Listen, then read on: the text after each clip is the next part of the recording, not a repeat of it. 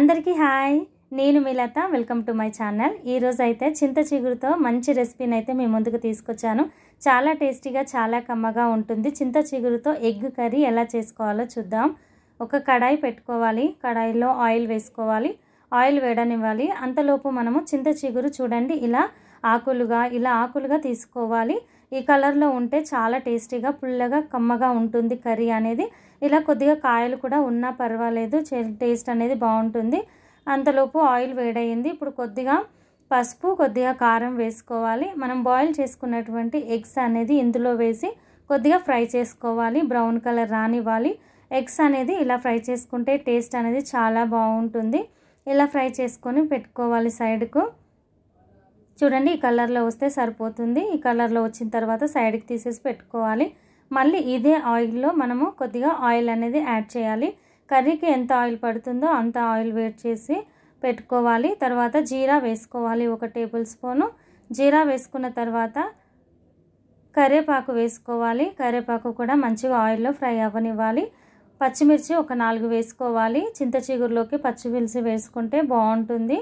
ఒక 4 పచ్చిమిర్చి చీలికలుగా వేసుకొని ఆనియన్స్ అనేది వేసుకోవాలి. మనం ఎక్కువగా ఆనియన్సే యూజ్ చేస్తున్నాం కాబట్టి ఒక 4-5 ఆనియన్స్ అయితే పెద్ద సైజులో ఉన్నవి తీసుకొని ఇలా చిన్నగా కట్ చేసుకొని వేసుకోవాలి.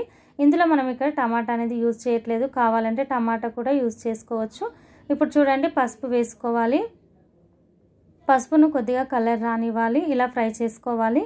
ఇలా ఆనియన్స్ అనేది ఫ్రై అయ్యిందంటే మనకు కర్రీ అనేది త్వరగా ఫ్రై అయిపోతుంది.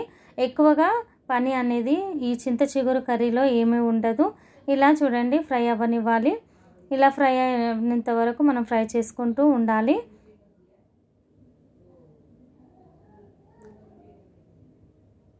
ఇలా ఆనియన్స్ అనేది ఫ్రై అవ్వనివ్వాలి.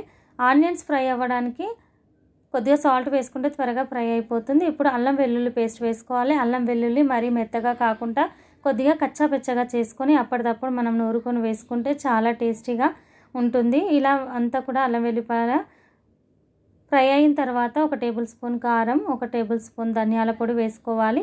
ఇవి కూడా మంచిగా ఫ్రై అవ్వనివ్వాలి. ఆయిల్లోని ఆనియన్స్తో పాటు కలర్ రావాలి. మంచిగా ఫ్రై అయిన తర్వాత ఆయిల్ పైకి వస్తుంది. అప్పుడు మనము చూడండి, ఇక్కడ కొద్దిగా వాటర్ అనేది యాడ్ చేసుకోవాలి.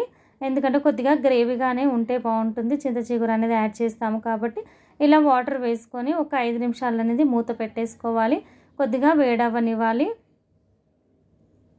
ఇలా వేసేసుకోవాలి. ఇది చింత చిగురులో సి విటమిన్ అనేది అధికంగా ఉంటుంది. చాలా టేస్టీగా కూడా ఉంటుంది. ఈ సీజన్లో దొరికే చింత చిగురుతో తప్పకుండా మీరు కూడా ట్రై చేసి చూడండి. ఇలా చింత చిగురుని తీసుకొని నలుపుకొని వేసుకుంటే మన కర్రీ అనేది చాలా బాగా వస్తుంది. ఆకులతో వేసుకుంటే అంతా మనకు మెదపడానికి చాలా టైం పడుతుంది. అందుకని మనం చేయితోటి ఇలా నలుపుకొని మనం కర్రీలో వేసేసుకుంటే మనకు చాలా టేస్టీగా, కమ్మగా ఉంటుంది. కర్రీ అనేది చాలా ఈజీగా కూడా మనకి ఇందులో కరిగిపోతుంది. ఇలా చూడండి, అంతా కూడా చింత చిగురు అనేది వేసుకోవాలి. ఆనియన్స్ ఫ్రై అయ్యాయి కదా. ఇప్పుడు ఇలా వేసేసుకున్న తర్వాత వాటర్ అంతా వెళ్ళిపోయింది. ఇలా మంచిగా కలుపుకోవాలి చింత చిగురుని. మళ్ళీ ఇంకా కొద్దిగా వాటర్ వేసుకుంటున్నాము, ఎందుకంటే చింత చిగురు అనేది ఫ్రై అవ్వాలి కాబట్టి. ఇలా చూడండి, ఒక 5 మినిట్స్ తర్వాత మూత తీసాము. ఇప్పుడు బాయిల్ చేసుకున్న ఎగ్స్ అన్నీ కూడా మనం ఇందులో వేసేసుకోవాలి. కొద్దిగా కలుపుకోవాలి. చింత చిగురు బాయిల్డ్ అవ్వనివ్వాలి. ఈ టేస్ట్ అనేది చాలా సూపర్గా ఉంటుంది. ఇలా ఫ్రై చేసుకున్నటువంటి ఎగ్స్ అనేటివి పూర్తిగా మనం ఇందులో వేసేసుకోవాలి. చాలా కమ్మగా, చాలా టేస్టీగా, చాలా ఈజీగా చేసుకున్నటువంటి చింత చిగురు ఎగ్ కర్రీ అయితే తప్పకుండా మీరు కూడా ట్రై చేయండి. మీకు నచ్చుతుందని అనుకుంటూ ఉన్నాను. నా ఛానల్ ఎవరైతే ఫస్ట్ టైం చూస్తున్నారో ప్లీజ్ సబ్స్క్రైబ్ చేయండి, లైక్ చేయండి, షేర్ చేయండి. ఇలా మళ్ళీ ఎగ్స్ వేసిన తర్వాత కూడా ఒక 5 నిమిషాలు ఉంచాలి. చూడండి, ఎగ్ కూడా మనకు చింత చిగురుతో ఉడికినప్పుడు ఆ పులుపు అనేది ఎగ్గులోకి కూడా వెళ్తూ ఉంది. చాలా కమ్మగా ఉంటుంది ఎగ్ కూడా. ఇలా కొత్తిమీర వేసుకోవాలి. కొత్తిమీర వేసుకొని ఒక 2-3 నిమిషాలు ఉంచేసి కలిపేసి స్టవ్ ఆఫ్ చేసుకోవాలి. అంతేనండి, చాలా సింపుల్గా ఈ సీజన్లో దొరికే చింత చిగురుని తప్పకుండా ట్రై చేయండి. టేస్ట్ అనేది ఒక్కసారి చూసారంటే మళ్ళీ తినాలనిపిస్తుంది. ఈ సీజన్లోనే దొరుకుతుంది కాబట్టి తప్పకుండా ట్రై చేయండి. నచ్చిందని మీకు అనుకుంటూ ఉన్నాను. Thank you friends, thank you for watching.